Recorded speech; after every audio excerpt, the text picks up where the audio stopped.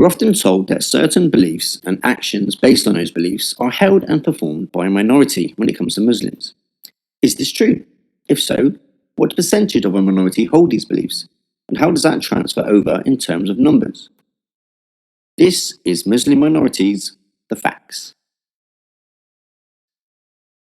This study is to calculate and assess opinions from the Muslim world and answer the question regarding whether it is a Muslim minority who support ideas such as making Sharia the law of the land, death penalty for apostasy, severe corporal punishment, stoning for adulterers, and suicide bombing. It will also show what percentage of Muslims believe certain other practices are immoral, such as prostitution, homosexuality, suicide, sex outside marriage, abortion, and euthanasia. If these are a minority, how many Muslims actually support these practices? I've used various sources for this information, most notably from the Pew Research Centre, who have done extensive polls on these beliefs. Links are in the description. First off, what percentage of the population for these countries are Muslim? They range from 99% to just 5%. This translates to a total of 1.165 billion Muslims.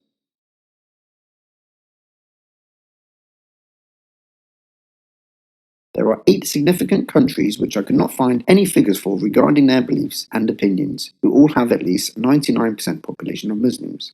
Those countries are Bahrain, Iran, Mauritania, Saudi Arabia, Somalia, Syria, United Arab Emirates, and Yemen.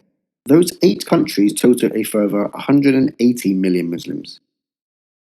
The median percent of Muslim respondents who support making Sharia the law of the land is 58%. These range from 99% in Afghanistan to the lowest of 8% in Azerbaijan. That is a total of 25 countries from 37 who have an approval rating of over 50%. That is a convincing majority. That is equivalent to 6 out of every 10 Muslims wanting Sharia, Islamic law, to be the law of the land. That is a total of 845.57 million Muslims. If we are to believe that the total population of Muslims in the world is 1.6 billion, then that is well over half already, just from those 37 countries alone.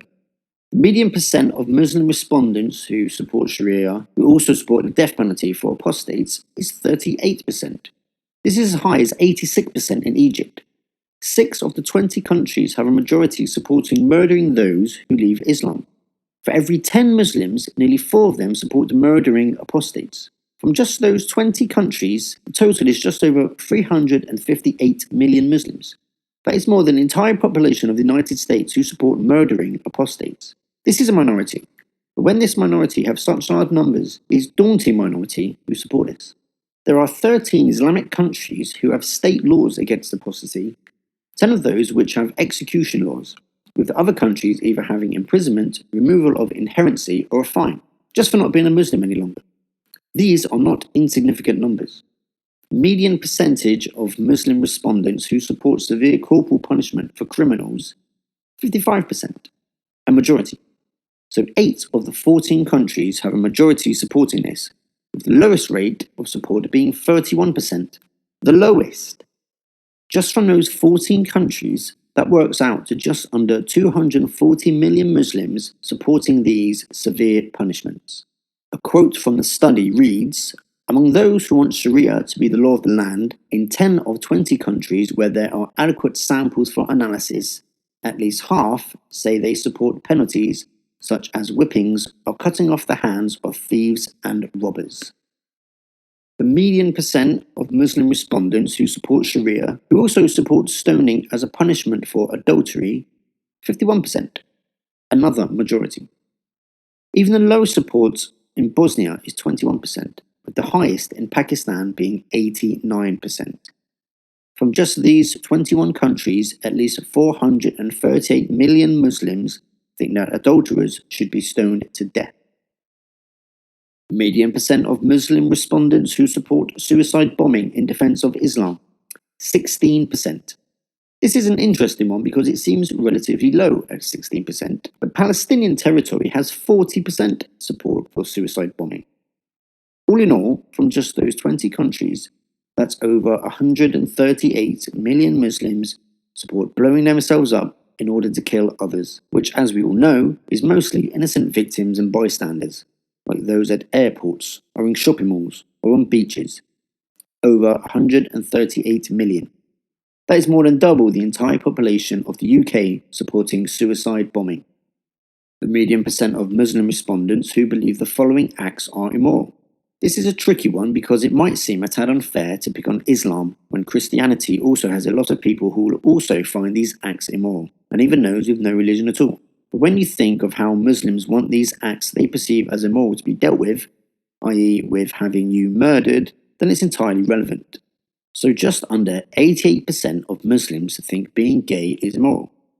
Bearing in mind that this is the only one on the list which would not come under the banner of being a choice. These are harmful numbers, and over 78% think drinking alcohol is immoral.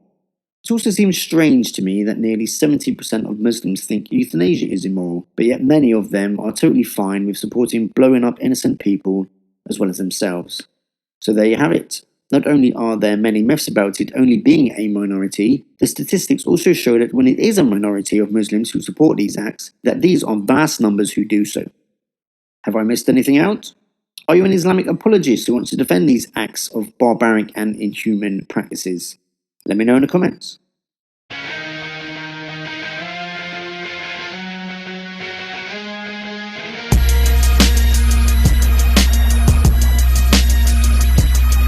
My blood pressure's building.